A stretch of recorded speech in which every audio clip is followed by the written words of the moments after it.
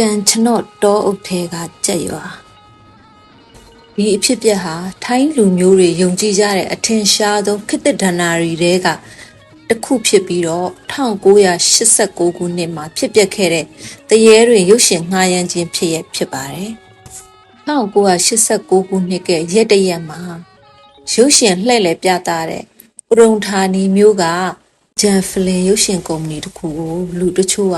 များပြားလာတဲ့အခကြေးငွေတွေပေးပြီးလာငှားရမ်းကြပါတယ်။ငှားရမ်းသူတွေကတော့ဥရုံဌာနီကကန်ချနော့တောအုပ်ထံမှာရုပ်ရှင်ပြသရန်ငှားရမ်းခဲ့ကြတာပါ။လာငှားသူတွေကရုပ်ရှင်ပြတဲ့အဖွဲ့သားတွေဟာမနက်4နာရီတီမှာနောက်ပြန်မကြည့်ပဲထွက်သွားရမယ်ဆိုတဲ့စီကံချက်နဲ့လာငှားကြတာဖြစ်ပါတယ်။ရုပ်ရှင်ဖွဲ့သွားတွေကသူတို့ပြောတဲ့နေရာအတိုင်းသွားရောက်ပြီးရုပ်ရှင်ပြသဖို့ပြင်ဆင်ကြပါတယ်။ရုပ်ရှင်ပြသမဲ့အချိန်ညဦးပိုင်း8နာရီ9နာရီအထိဘယ်သူမှရောက်မလာကြပါဘူး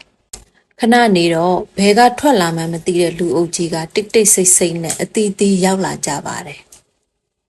မျိုးသမီးတွေကပွဲရဲ့ညာဘက်မှာရက်နေကြပြီးတော့အဖြူရောင်ဝတ်စုံတွေကိုဖွတ်ထားကြပါတယ်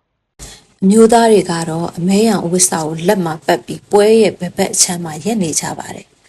ရုပ်ရှင်ပြသတဲ့အဖွဲ့တွေကပွဲကြည့်သူတွေကမနေ့မိုးတောက်ချိန်4နာရီလောက်ရုပ်ရှင်ပြီးချိန်အထိတယောက်နဲ့တယောက်စကားလုံးဝမပြောတာကိုသတိထားမိကြပါတယ်။သူတို့တွေကလာရောက်ရောင်းချတဲ့ဈေးသည်တွေရှိကဘာအစားစားမှဝယ်မစားဘူးဆိုတာကိုလည်းသတိပြုခဲ့မိကြပါတယ်။မနေ့မိုးလေး4နာရီထိုးချိန်မှာတော့အဲ့ဒီလူတစုဟာ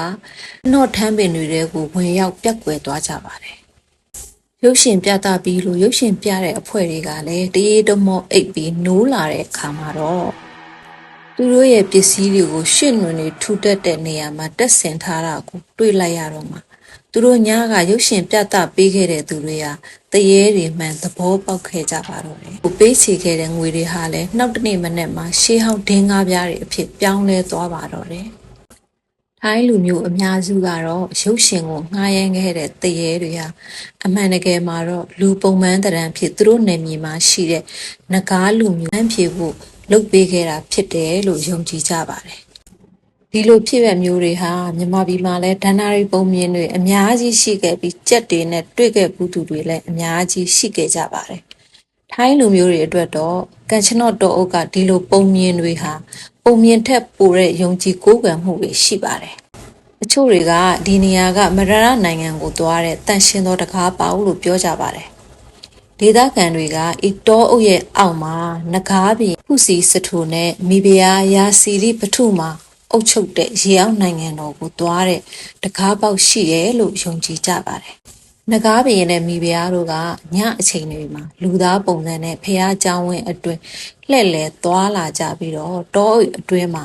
နဂါးများခရီးသွားလာတဲ့မျက်နှာချိတ်ဆက်မှုရှိတယ်လို့ယုံကြည်ကြပါတယ်။ဒီကျွန်းရဲ့အောက်မှာဂူတွေအများအပြားရှိနေပြီးဒီတောအုပ်မှာရှိတဲ့ရေတွင်းကမဲကောင်မြင့်နဲ့ဆက်နေတဲ့တန်ရှင်းသောရေတွင်းဖြစ်တယ်လို့ထိုင်းလူမျိုးတွေကယုံကြည်ကြပါတယ်။တောအုပ်ထဲမှာရှိတဲ့ချနော့တစ်ပင်တွေကထမ်းပင်နဲ့အုံးပင်ကိုရောနှောထားတဲ့ပုံသဏ္ဍာန်ဖြစ်ပြီးတော့ထူးဆန်းစွာနဲ့ပဲအဲ့အပင်တွေကအဲ့ဒီကျုံးပေါ်မှာအပြည့်ပေါက်ရောက်နေတာဖြစ်ပြီးဒီပတ်ဝန်းကျင်နားတစ်ဝိုက်မှာပေါက်ရောက်တာအောင်မတွေ့ရဘူးလို့ပြောပါတယ်။ထူးဆန်းတဲ့သမိုင်းကြောင်းတွေနဲ့ယုံကြည်ကိုးကွယ်မှုတွေကြောင့်ယခုခါမှာလာရောက်လဲပက်ကြသူတွေအများကြီးရှိပါတယ်။အထူးသဖြင့်နဂါးရှိရဲလို့ယုံကြည်ပြီးနဂါးအနွယ်ဝင်လို့ကိုသတ်မှတ်တဲ့လူတွေကလာရောက်ပူဇော်ကြပါတယ်။ဒီလိုရောက်တဲ့လူတွေအကုန်လုံးကသူတို့ရဲ့ဖက်နှက်တွေကိုချွတ်ပြီးတော့နဂါးအလှဆင်ထားတဲ့တရားကိုဖျက်ပြီးတောအုပ်ထဲကိုခြေပလာနဲ့လမ်းလျှောက်ကြပါတယ်။ဒီတောအုပ်ရဲ့မြေကြီးထဲမှာနဂါးမင်းနဲ့မိဖုရားတို့ရှိတဲ့အတွက်လေးစားရာရောက်တယ်လို့လည်းယူဆကြပါတယ်။တချို့တွေကတော့ကံကောင်းခြင်းနမိတ်ကိုပေးတယ်လို့ယုံကြည်ပြီးထိုင်းတီအတွက်ကံကောင်းတဲ့နံပါတ်တွေကိုမြင်ရဖို့ရောက်လာခဲ့တဲ့လူတွေလည်းရှိပါတယ်။ဒီမှာရှိတဲ့တစ်ပင်ခောက်တွေရှေးဟောင်းကျေးတွေကိုပုတ်တက်ပြီးတော့သူတို့ကဆူတောင်းကြပါတယ်။ပြီးတော့တန့်စင်တဲ့ရေတွင်းကိုလည်းတွားပြီးတော့ဆူတောင်းမှုတွေလုပ်ကြပါတယ်။ဝင်ပေါက်အပြင်ဘက်မှာဆိုင်ငန်းတွေရှိပြီးတော့အဲ့ဒီမှာနဂါငပြောရွက်ကိုခောက်ထားတဲ့တော်စရာများကိုလည်းဝယ်ပြီးတော့ပူဇော်ကြပါတယ်။ဒါကတော့ထိုင်းနိုင်ငံဥရုံဌာနီမှာရှိတဲ့နဂါးဖျားလို့နာမည်ကြီးနေတဲ့ကန်ချနော့တောအုပ်ထဲကဖျားရဲ့အကြောင်းကိုပြောပြသွားတာဖြစ်ပါတယ်။ထိုင်းလူမျိုးတွေအတွက်တော့အထင်ရှားဆုံးခ ခေတ်သစ်ဒဏ္ဍာရီရင်ထက်ပိုတဲ့ယုံကြည်မှုတွေရှိနေတဲ့နေရာတစ်ခုသာဖြစ်ပါတော့တယ်။နားထောင်ပေးကြသူအားလုံးကိုကျေးဇူးအထူးပဲတင်ပါတယ်ရှင်။